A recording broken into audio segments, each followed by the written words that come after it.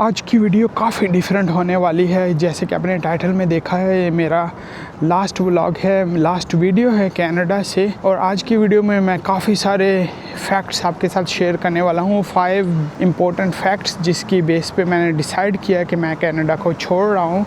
और इनमें से कुछ फैक्ट्स ऐसे हैं कि जो कि आपने पूरे यूट्यूब में नहीं देखे होंगे, ना सुने होंगे, ना उस पर किसी ने बात की होगी। तो आज की वीडियो काफ़ी इन्फॉर्मेटिव होने वाली है।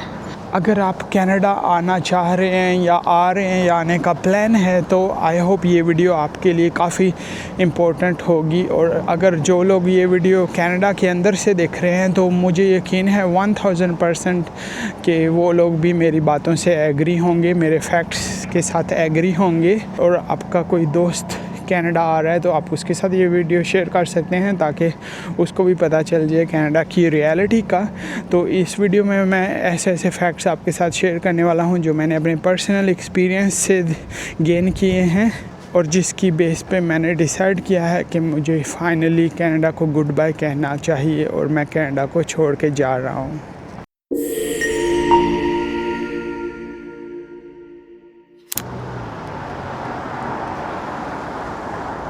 अस्सलाम वालेकुम फ्रेंड्स, वेलकम टू अगलियन ट्रैवलिंग। खुश आमदेद, जी आए और बखैर आगले। मैं इस वक्त मौजूद हूँ कनाडा के सबसे बड़े शहर टोरंटो के डाउनटाउन में। जैसे कि आपने वीडियो के टाइटल में देखा होगा कि ये मेरी आज की लास्ट वीडियो है यहाँ पर कनाडा में। फाइनली मैं कनाडा को गुड बाय बोलने वाला हूँ। तो आज की वीडियो काफ़ी डिफरेंट होने वाली है। मैं इस वीडियो में आपको कोई जगह नहीं दिखाऊंगा, बस यहाँ पर घूमूंगा और आपके साथ बातें करूंगा। क्योंकि कुछ दोस्तों ने मुझसे पूछा है कि मैं कनाडा छोड़ के क्यों जा रहा हूँ, तो मैंने सोचा मैं एक वीडियो बना देता हूँ और अपने जो फैक्ट्स हैं वो आप लोगों के साथ शेयर करता हूँ। जिसकी वजह से मैंने सोचा कि मैं कनाडा को छोड़ दूँगा, यही मेरे लिए अच्छा होगा। तो इस वीडियो में मैं शेयर करूँगा कुछ 5 इम्पोर्टेंट फैक्ट्स जिसकी बेस पे मैंने डिसाइड किया कि मैं कनाडा को गुड बाय बोल दूँगा। और भी काफ़ी सारे फैक्ट्स हैं छोटे मोटे, वो भी मैं एंड में शेयर करूँगा इस वीडियो में। तो आज इस वीडियो में मैं जो 5 मेन फैक्ट्स हैं जिसकी वजह से मैंने फ़ैसला किया कि मैं कनाडा को छोड़ दूँगा, वो पहले डिस्कस करता हूँ। और अगर आप न्यू हैं यहाँ पर कनाडा में तो आई होप आप भी मेरे फैक्ट्स के साथ एग्री होंगे। अगर आप पहले से कनाडा में रह रहे हैं तो भी आप एग्री करेंगे क्योंकि आप लोग ये रियलिटी देख रहे होते हैं। और जो लोग न्यू कमर आ रहे हैं कनाडा या आना चाह रहे हैं, ये वीडियो उनके लिए भी काफ़ी हेल्पफुल होगी क्योंकि इस वीडियो में मैं काफ़ी सारी जो रियलिटीज़ हैं उसको डिस्क्लोज़ करूँगा जो कि नॉर्मली लोग इंटरनेट पे नहीं दिखाते। और इसमें कुछ ऐसे फैक्ट्स भी हैं जो आपको पूरे यूट्यूब में नहीं मिलने वाले, ना किसी ने डिस्कस किए होंगे। क्योंकि आप यूट्यूब पे कोई भी वीडियो देख लें, हर दूसरी वीडियो सेम ही रोना धो रहे होते हैं, जॉब नहीं है, मौसम ठंडा है, ये है वो है। लेकिन मेरे फैक्ट्स कुछ डिफरेंट हैं। तो मैं बिल्कुल जो अपना पर्सनल एक्सपीरियंस है 1.5 साल का यहाँ पर रहने का, उसकी बेस पे आपको मैं यहाँ की रियलिटी बताऊँगा कि कनाडा मेरे लिए क्यों अच्छा नहीं है और मैं क्यों इसको छोड़ रहा हूँ। तो ये वीडियो काफ़ी इन्फॉर्मेटिव होने वाली है। मैं अपनी वीडियो यहाँ से स्टार्ट करता हूँ, यंग डंडास स्क्वायर से। यहाँ पे मैंने काफ़ी सारे पहले वीडियोस बनाई हैं। तो अभी मैं सबसे पहले जो इम्पोर्टेंट फैक्ट्स हैं वो डिस्कस करता हूँ, उसके बाद छोटे मोटे फैक्ट्स भी बताऊँगा। तो जो सबसे बड़ा फैक्ट है नंबर 1 वो है मेडिकल। तो कनाडा में मेडिकल एक बहुत ही बड़ा प्रॉब्लम है। आप लोग समझते होंगे, जब आप कनाडा नहीं आए होते तो आप देखते हैं कि लोग बोलते हैं कनाडा में हेल्थ केयर अच्छा है, फ्री है। तो ये सब झूठ है, कुछ फ्री नहीं है क्योंकि ये लोग टैक्सों से ही आपका पैसा निकाल लेते हैं और फ्री फिर उसका फ्री का नाम दे देते हैं। लेकिन इसकी कंडीशन बहुत ही ख़राब है। सिर्फ पैसे की बात नहीं है, मेडिकल यहाँ पे अच्छा नहीं है। अगर आपको थोड़ा सा दांत में भी दर्द होता है तो आपको अपॉइंटमेंट लेनी पड़ती है, एक हफ़्ता तक इंतज़ार करना पड़ता है सिर्फ दांत के इलाज के लिए। और अगर आपको फ़ीवर हो जाता है, बुखार हो जाता है, तो भी आपको 10-12 घंटे हॉस्पिटल में बैठ के ही वेट करना पड़ेगा। आपको जितना मर्ज़ी तेज़ बुखार हो, आपका नंबर नहीं आने वाला। और जब का यहाँ पे एक्सीडेंट होता है, किसी का हाथ पांव टूटता है, तो फिर ही सिर्फ क्विक एक्शन मिलता है पेशेंट को मेडिकल की तरफ से। लेकिन अगर इस तरह की इमरजेंसी ना हो जिसमें हाथ पैर ना टूटा हो, बेशक जितना मर्ज़ी 102 बुखार भी हो, आपको प्रायोरिटी नहीं मिलने वाली। आपको लटका के रखेंगे, होटल में वेटिंग रूम में बिठा देंगे। तो ये चीज़ मुझे यहाँ की बहुत ही बुरी लगी है, क्योंकि मेरे कुछ दोस्तों को मेडिकल का प्रॉब्लम हुआ। एक के कान में थोड़ा सा कॉटन गिर गया था, वो अपना कान साफ़ कर रहा था, वो जो कॉटन होता है उसके साथ, तो कॉटन अंदर ही उसके कान में रह गया।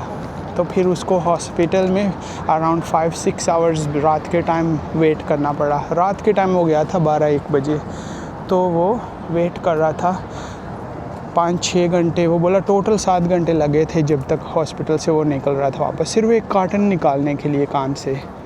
तो आप ख़ुद सोचें, अगर किसी को ज़्यादा सीरियस बीमारी हो, लेट्स से स्टेज 1 कैंसर अगर किसी को हो, तो वो यहाँ पे अगर डायग्नोस होगा, उसके टेस्ट होंगे, तो जब तक सारे टेस्ट कंप्लीट होंगे, आदमी को ऑलरेडी स्टेज 2 कैंसर हो चुका होगा। अगर किसी को स्टेज 2 कैंसर है, जब तक उसका ट्रीटमेंट स्टार्ट होगा, क्योंकि टेस्ट होते हैं काफ़ी सारे इस ट्रीटमेंट के, तो हर टेस्ट में वेटिंग टाइम है। तो जब तक आदमी का नंबर आएगा पेशेंट का, तब तक उसका कैंसर भी एडवांस स्टेज पे पहुंच जाएगा। तो अगर टर्मिनल इलनेस है, तो उसके लिए कनाडा काफ़ी डेंजरस है। अगर आप में से कोई भी जो कनाडा आ रहा है और उसकी मेडिकल फ़िटनेस अच्छी नहीं है, तो उसके लिए मैं बिल्कुल भी रिकमेंड नहीं करूँगा कि आप कनाडा आओ, क्योंकि यहाँ पे अगर किसी की ज़िंदगी 4 साल है टर्मिनल इलनेस के साथ, तो वह यहाँ पे 1 साल में ही ख़त्म हो जाएगा बंदा, वेटिंग में ही। तो मुझे कनाडा की सबसे बुरी चीज़ जो लगी, वो यहाँ की मेडिकल कंडीशन है। Health care system totally collapse हो चुका है। और तो ये तो था सबसे बड़ा फैक्ट जिस पे मैं कंप्रोमाइज़ नहीं करना चाहता था। तो मैंने सोचा कनाडा मेरे लिए बिल्कुल भी नहीं है। और इसके बरअक्स अगर आप दुबई देखें, यूएई देखें, वहाँ पे हेल्थ केयर बहुत ही अच्छा है। वहाँ पे मैं काफ़ी साल रहा हूँ, तो वहाँ पे बहुत ही अच्छा हेल्थ सिस्टम है। इवन पाकिस्तान में काफ़ी अच्छा हेल्थ केयर है, फ्री भी अच्छा है और पेड भी अच्छा है। यहाँ पे अगर आपके पास पैसे भी होंगे ना, तो भी आपका इलाज पॉसिबल नहीं है, अनलेस आप बिलियनर या एलन मस्क हों, तो ही शायद आपको प्रायोरिटी मिलेगी और एक्सपेंसिव हॉस्पिटल आप अफोर्ड कर सकेंगे। लेकिन अगर आप मिडिल क्लास हैं, तो बस फिर अल्लाह ही हाफिज़ है। तो मेडिकल सिचुएशन काफ़ी बैड है यहाँ पे। ये एक रियलिटी है, जो लोग यहाँ पे आते हैं फिर ही उसको पता चलता है। तो दूसरा फैक्ट्स जो है यहाँ पर, अभी उसकी बात करते हैं।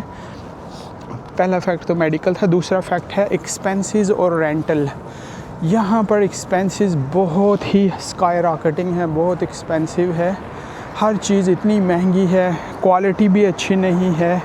और मैं कोशिश करूँगा इस वीडियो में कुछ स्क्रीनशॉट भी आपको दिखाऊं जो मैंने रिसेंटली लिए हैं, क्योंकि यहाँ पे अगर आप नॉर्मल ग्रोसरी भी करते हैं, तो हर प्रोडक्ट पे एक्सपायरी डेट क्लियर नहीं लिखी होती। अगर एक्सपायरी डेट होती है तो प्रोडक्शन डेट नहीं होती। जूस ले लें, मिल्क ले लें, किसी चीज़ में आपको क्लियर कुछ भी नहीं नज़र आने वाला कि ये चीज़ कब बनी थी, कब एक्सपायर हो रही है। तो ये एक तरह का स्कैम ही है यहाँ पर फूड पे।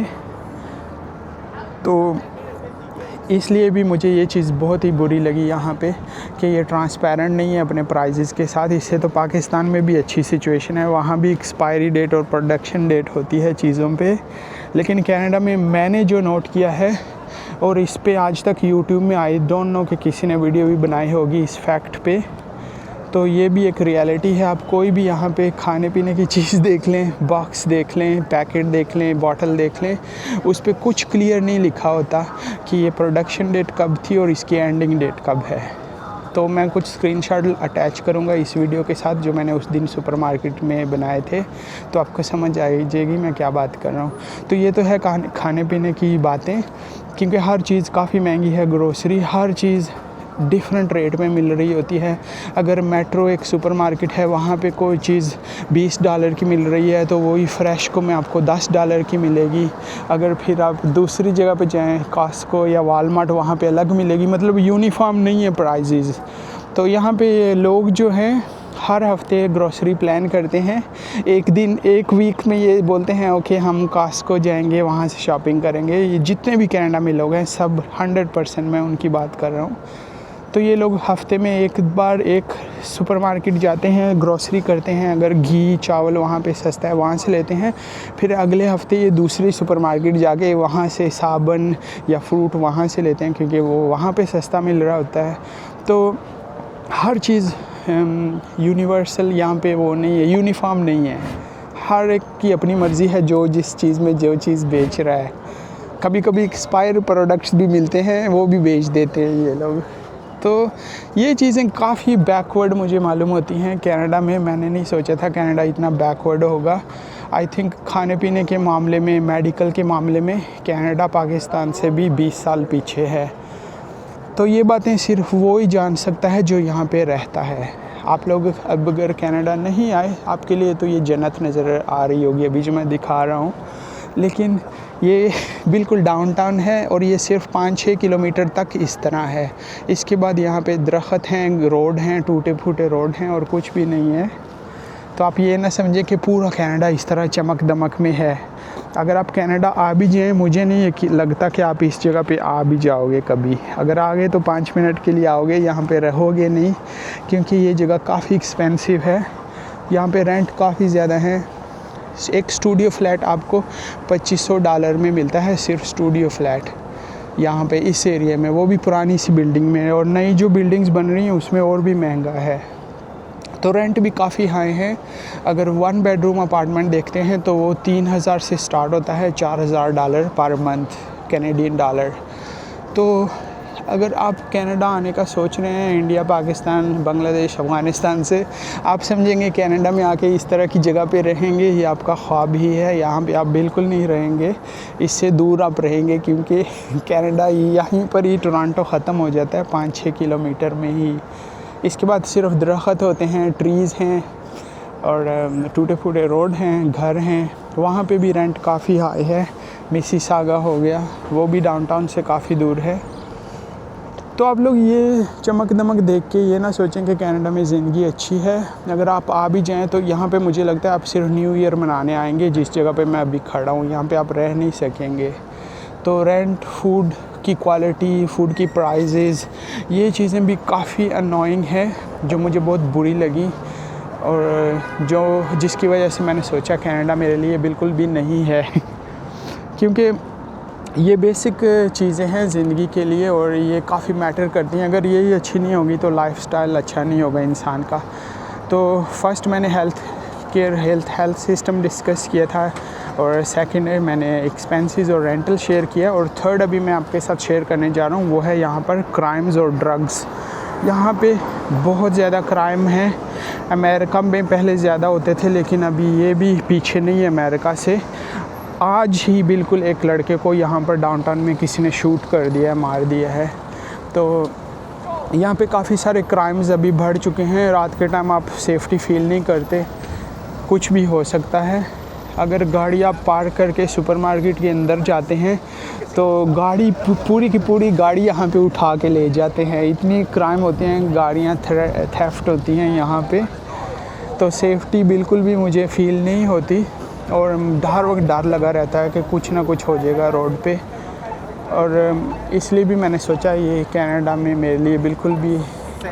बिल्कुल भी मेरे लिए नहीं है, क्योंकि सेफ्टी पे भी कंप्रोमाइज़ नहीं करना चाहिए। यहाँ पे अभी सिचुएशन काफ़ी ख़राब हो चुकी है, जबकि सिर्फ क्राइम ही नहीं, यहाँ पे ड्रग्स भी काफ़ी ज़्यादा इन है। हर बंदा ड्रग में लगा हुआ है। ऑलमोस्ट तीसरा चौथा बंदा होमलेस है यहाँ पे। हर 1 किलोमीटर में आपको 2-3 ड्रग वाले या 2-3 होमलेस मिलेंगे यहाँ पे। तो ये वजह यही है कि हर चीज़ यहाँ पे काफ़ी एक्सपेंसिव है, लोग अफोर्ड नहीं कर सकते, रेंटल हाउसिंग अफोर्ड नहीं कर सकते, तो वो फिर होमलेस हो जाते हैं। होमलेस से वो फिर ड्रग्स पे आ जाते हैं।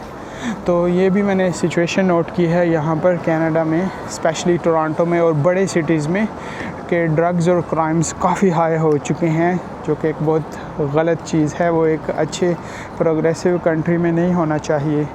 और जो चौथा मेरा फैक्ट है वो है यहाँ पे जॉब्स सिचुएशन। यहाँ पे जॉब्स बिल्कुल भी नहीं है।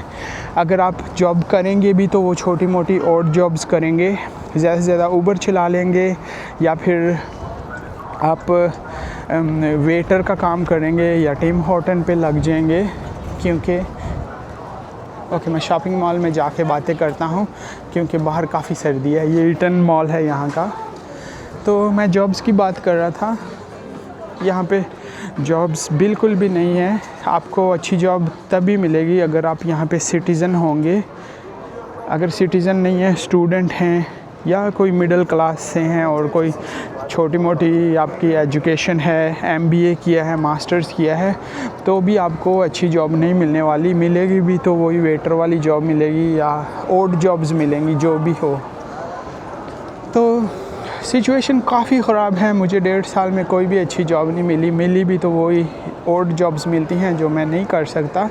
तो इसलिए मैंने सोचा मैं कनाडा मेरे लिए नहीं है, यहाँ से अच्छा दुबई है जहाँ पे मेरे लिए काफ़ी सारी अपॉर्चुनिटीज़ हैं हर लिहाज से। UAE नहीं बल्कि पूरा जो GCC कंट्रीज़ हैं वो सारे अच्छे हैं पैसे बनाने के लिए। अगर आपको पैसा चाहिए तो कनाडा में बिल्कुल भी पैसा नहीं है। अगर आप डॉलर्स सोचते हैं कि यहाँ पे बनाएंगे तो उस हिसाब से यहाँ पे ख़र्चे भी काफ़ी ज़्यादा है ना। तो ये है चौथा फैक्ट, नो जॉब्स। इस पे ऑलरेडी यूट्यूब में हज़ारों वीडियो बनाई हैं, इसलिए इस पे मैं ज़्यादा डिस्कशन नहीं करूँगा। और जो मेरा लास्ट 5th फैक्ट है वो यहाँ पर ट्रैवल का है। क्योंकि आप ख़ुद सोचें कनाडा इतनी दूर है, इंडिया, पाकिस्तान, बांग्लादेश, अफ़गानिस्तान और ये साउथ एशियन कंट्री से बहुत दूर है। तो एमरजेंसी हो जाए तो कनाडा से इम्पॉसिबल है आप अपने घर जा सकेंगे वापस इतनी जल्दी। टिकट्स भी काफ़ी हाई होती हैं। यहाँ पे लोग 5-5 साल तक वेट करते हैं, प्लान करते हैं कि हम अगले साल जाएंगे घर ईद मनाने या अपनों से मिलने, तो वो नहीं हो पाता क्योंकि एक्सपेंसेस बहुत ज़्यादा हैं और अपने घर जाना इम्पॉसिबल हो जाता है। और फिर एमरजेंसी सिचुएशन में तो बिल्कुल भी आप नहीं जा सकते, डिस्टेंस काफ़ी ज़्यादा है। और ये तो इंटरनेशनल में बात कर रहा हूँ। अगर फिर आप लोकली यहाँ पे देखें, हर चीज़ बहुत ही दूर है। यहाँ पे रेस्टोरेंट्स काफ़ी दूर दूर हैं। अगर आपके पास अपनी गाड़ी नहीं है तो आप कभी भी एक जगह से दूसरी जगह नहीं जा सकते।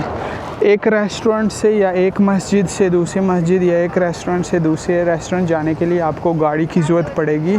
गाड़ी नहीं तो बस की ज़रूरत पड़ेगी। और बसेस यहाँ पे बहुत ख़राब सिस्टम है, हर वक्त टाइम पे भी नहीं आती। तो अगर आप डाउनटाउन में इस जगह पे रहते हैं तो प्रॉब्लम नहीं है क्योंकि यहाँ पे स्ट्रीट कार है, ट्रैम चल रही है, ट्रेन है। लेकिन सब लोग कनाडा आके यहाँ पे नहीं रहते, वो लोग दूर दूर रहते हैं, मिसिसागा, ब्रैम्पटन, इधर उधर या और प्रोविंसेस में रहते हैं। तो वहाँ पे भी आपके पास गाड़ी होना बहुत ही ज़रूरी है क्योंकि यहाँ पर UAE जैसा सिस्टम नहीं है या सऊदी जैसा कि आपको हर दूसरी गली में आपको रेस्टोरेंट मिलेगा, खाने पीने की चीज़ें मिलेंगी, बिल्कुल भी नहीं है ऐसा।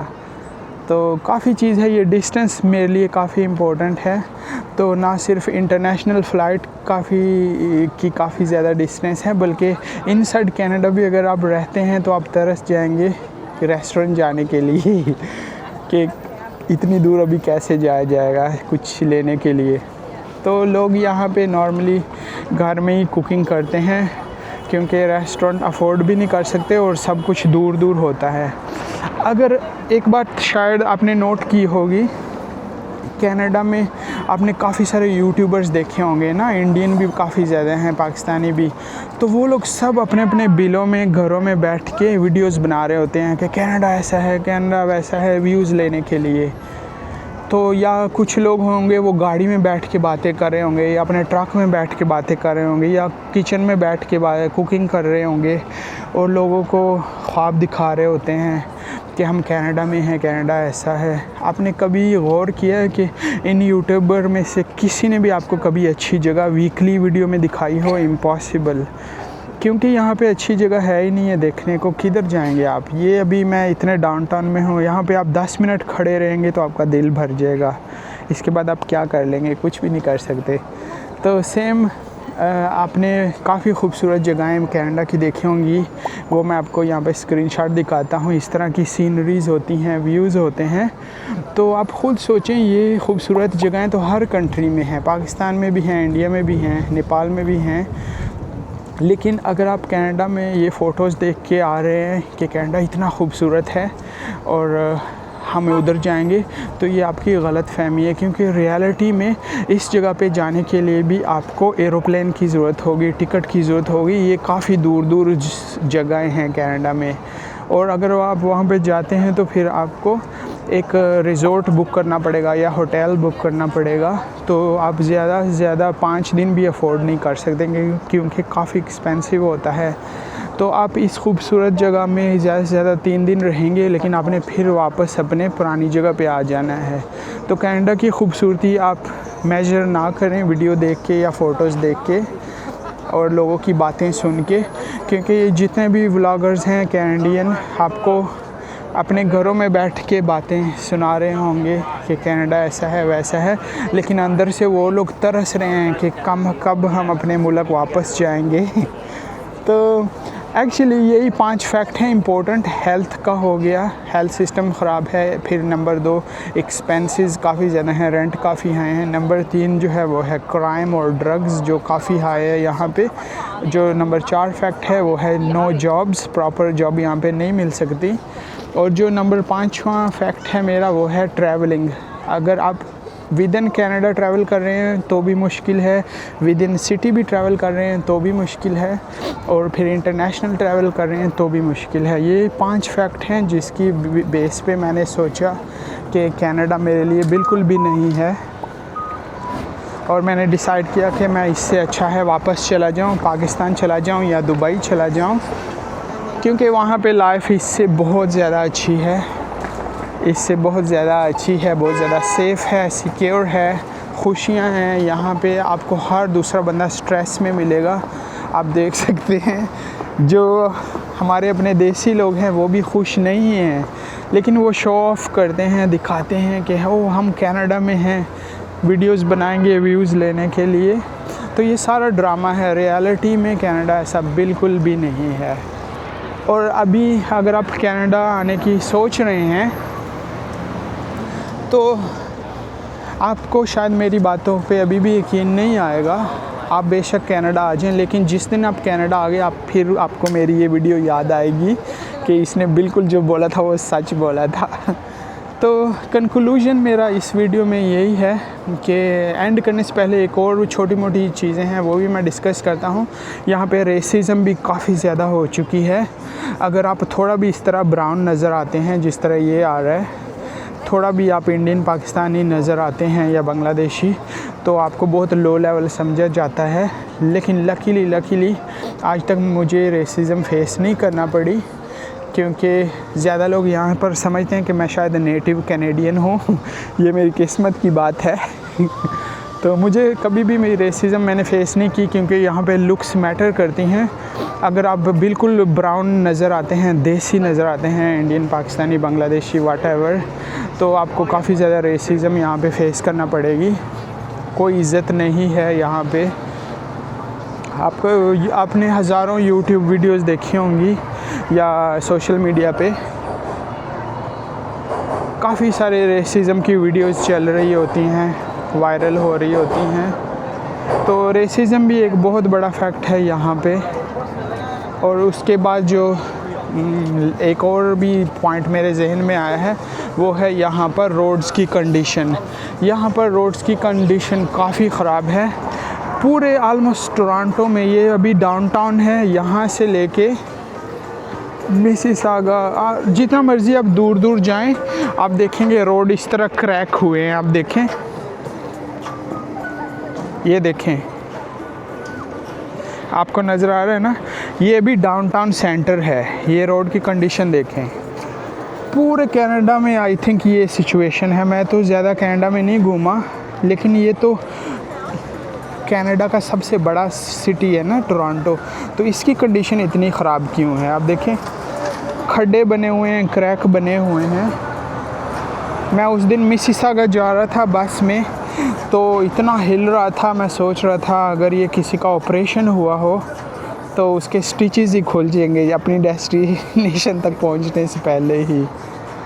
तो ये चीज़ भी मुझे काफ़ी बुरी लगी। यहाँ पे रोड्स की कंडीशन काफ़ी पुअर है और गंदगी भी फिर बहुत ज़्यादा मिलती है। ये तो अभी डाउनटाउन है, सेंटर है, इसलिए थोड़ी सफाई नज़र आ रही है, लेकिन इससे बाहर जाएं तो आपको फिर काफ़ी गंदगी भी नज़र आती है। और इन रोडों से तो आई थिंक पाकिस्तान के भी रोड बहुत ही अच्छे हैं, सिल्की रोड हैं। आप शायद आपने वीडियोस में भी देखा होगा, यूट्यूब में काफ़ी सारे ब्लॉगर्स होते हैं।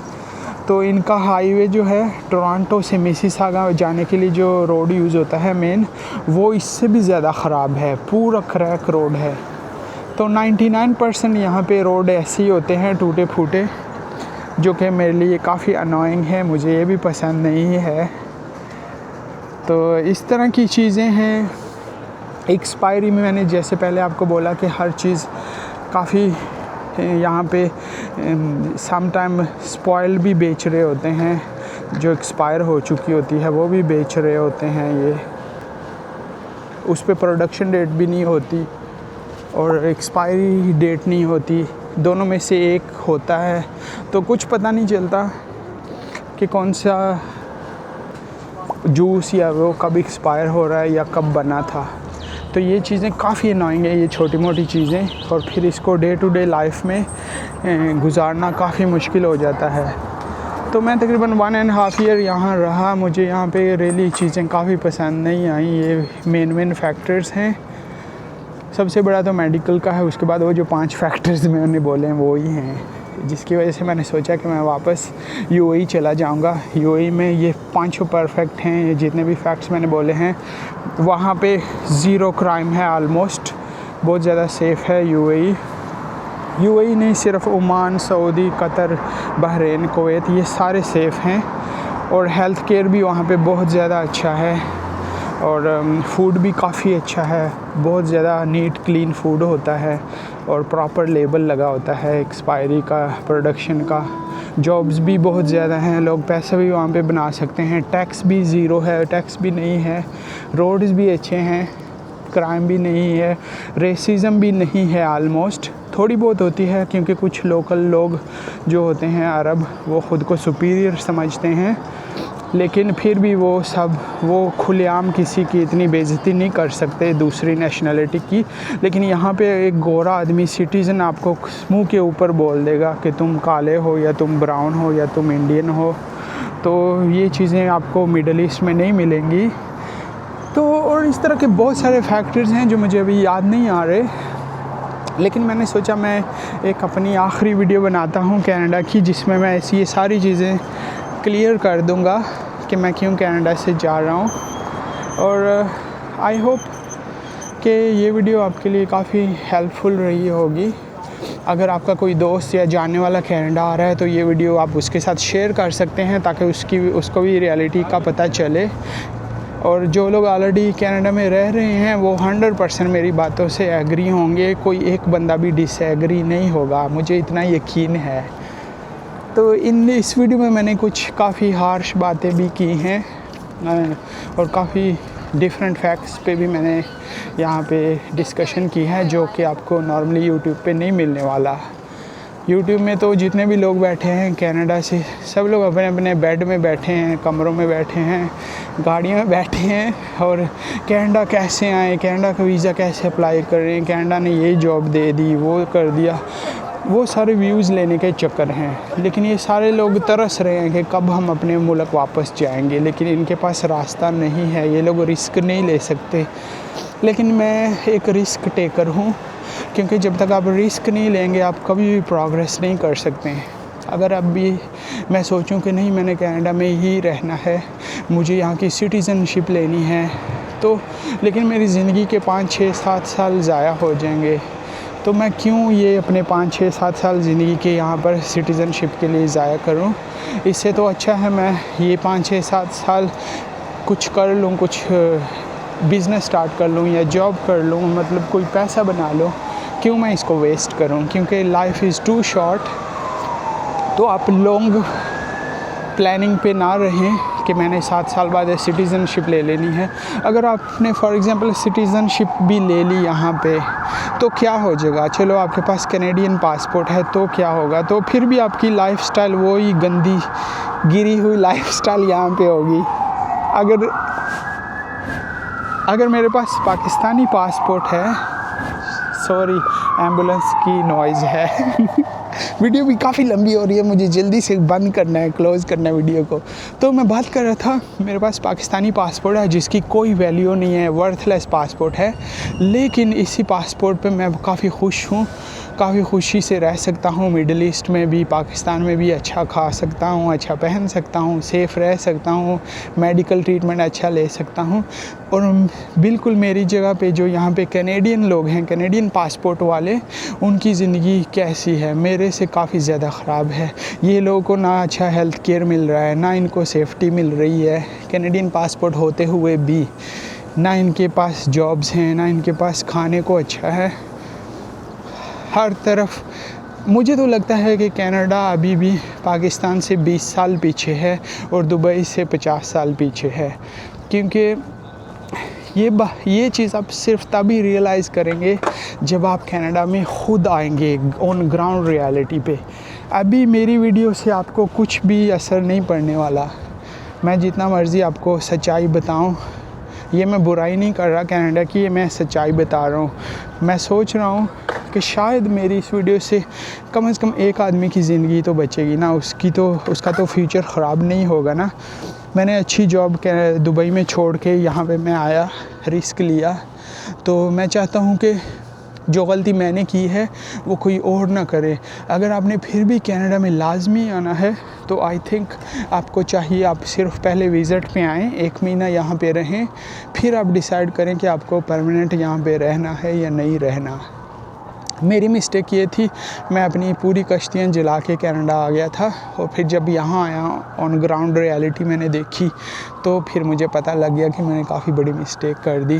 लेकिन मैं फिर भी अभी रिग्रेट नहीं करता अपनी मिस्टेक्स को, क्योंकि मैंने कभी भी रिग्रेट नहीं किया लाइफ में, और मिस्टेक तो होती ही हैं सबक सिखाने के लिए। एटलीस्ट मेरा ड्रीम था कनाडा आना, और ये ड्रीम अभी बहुत अच्छी तरह पूरा हो चुका है। तो आई एम सो एक्साइटेड कि मैं वापस जा रहा हूँ, पाकिस्तान जाऊँगा या दुबई जाऊँगा। ये तो मेरे आने वाले व्लॉग्स में आपको मैं दिखाऊँगा कि मैं कहाँ पे रहने वाला हूँ या क्या करने वाला हूँ। फ़िलहाल ये मेरा लास्ट व्लॉग है यहाँ पर कनाडा से, टोरंटो से, और इसमें मैंने काफ़ी हार्श बातें भी की हैं, लेकिन ये ही रियलिटी है जो लोग आपको सोशल मीडिया पे नहीं बताएंगे। मैं कनाडा की गवर्नमेंट से काफ़ी खुश हूँ। कैनेडियन गवर्नमेंट काफ़ी अच्छी है, गवर्नमेंट का बिल्कुल भी कोई इसमें कसूर नहीं है। यहाँ पे इमिग्रेंट्स इतने ज़्यादा आ चुके हैं कि उसको हैंडल करना मुश्किल हो चुका है। नहीं तो यहाँ पर जो लॉज हैं, ह्यूमन राइट्स हैं, फ्रीडम ऑफ स्पीच है, ये काफ़ी ज़्यादा बेस्ट है, अच्छा है, मुझे बहुत ज़्यादा पसंद है। लेकिन आप ख़ुद सोचें, ज़िंदगी गुजारने के लिए human rights, freedom of speech तो नहीं चलेगी ना। अभी मुझे अच्छी ज़िंदगी गुजारनी है, मैं ह्यूमन राइट्स को खाऊंगा क्या करूंगा, फ्रीडम ऑफ स्पीच को मैं क्या कर लूँगा। तो लाइफ की और भी काफ़ी सारी साइड्स होती हैं। सिर्फ आपने ये यहाँ पे ह्यूमन राइट्स और फ्रीडम ऑफ स्पीच इसको नहीं देखना है। जो ग्राउंड रियलिटीज़ मैंने वीडियो के स्टार्टिंग से लेके एंड तक बताए हैं, फैक्ट्स बताए हैं, वो ही आपके डे टू डे लाइफ में काम आने वाले हैं, ना कि फ्रीडम ऑफ स्पीच काम आने वाली है। तो ये एक आई ओपनिंग वीडियो मैं बनाना चाहता था। मैं नहीं बनाना चाहता था ये वीडियो, मैंने काफ़ी खुद सोचा भी कि नहीं मुझे इस तरह की वीडियो पोस्ट नहीं करनी चाहिए। लेकिन फिर मैंने सोचा कि शायद मेरी वीडियो से किसी का फ़ायदा हो जाए, किसी की आंखें खुल जाएं। तो अगर आप फिर भी ज़िद कर रहे हैं कि नहीं मैंने कनाडा ज़रूर आना है, तो प्लीज़ पहले विज़िट पे आ जाएं, 1 महीना यहाँ पे रहें, ताकि आपको पता लग जाए कि कनाडा कैसा है। कनाडा एक सैराब है। आई होप सैराब का मीनिंग आपको पता होगा तो अब देखें, पहले आके विज़िट पर अगर पसंद आए तो फिर प्लान करें अकॉर्डिंगली, नहीं तो एटलीस्ट आपके पास वापस जाने का ऑप्शन होगा। बिल्कुल अपनी कश्तियाँ जला के यहाँ पे ना आए, नहीं तो आप बहुत ज़्यादा पछताएंगे। आई होप आज की वीडियो आई डोंट नो आपको पसंद आई होगी या नहीं, ये भी नहीं मैं बता सकता, क्योंकि ये एक डिफरेंट वीडियो थी। जिस पे मैंने बात की। ये जितने भी फैक्ट्स मैंने बताए हैं ये मेरे अपने पर्सनल एक्सपीरियंस के फैक्ट्स हैं, तो शायद मैं गलत भी होऊंगा, आई डोंट नो, लेकिन मुझे पता है मैं क्या बोल रहा हूँ, मैंने क्या एक्सपीरियंस किया है, तो वो सब कुछ मैंने आपके साथ शेयर किया। अगर आपका कोई दोस्त फ्रेंड कनाडा आ रहा है तो आप ये वीडियो उसको शेयर करें ताकि उसको ये आने से पहले ये चीज़ें भी पता हों, और जैसे ही वो लोग कनाडा आएंगे तो उनको मेरी ये हर बात सच ही मिलेगी। 1000% मैं गारंटी दे सकता हूँ। जो बातें मैंने इस वीडियो में की हैं वो बिल्कुल ठीक है, और ये बातें आपको पूरे यूट्यूब में कोई नहीं बताने वाला। तो लेट्स सी, वीडियो काफ़ी बड़ी हो चुकी है, 30 मिनट्स से ऊपर हो चुकी है। मैं अपनी वीडियो यहीं पर एंड करता हूँ। लेट्स सी कि हम कहाँ पे मिलते हैं एक न्यू व्लॉग में, न्यू लोकेशन पर। मैं आपको अपडेट करता रहूँगा अपनी नेक्स्ट जर्नी के बारे में। तब तक अपना बहुत ज़्यादा ख्याल रखें, अपने लिए नहीं तो उनके लिए जो आपके लिए अपना ख्याल रखते हैं। सी यू लेटर, यल्ला बाय।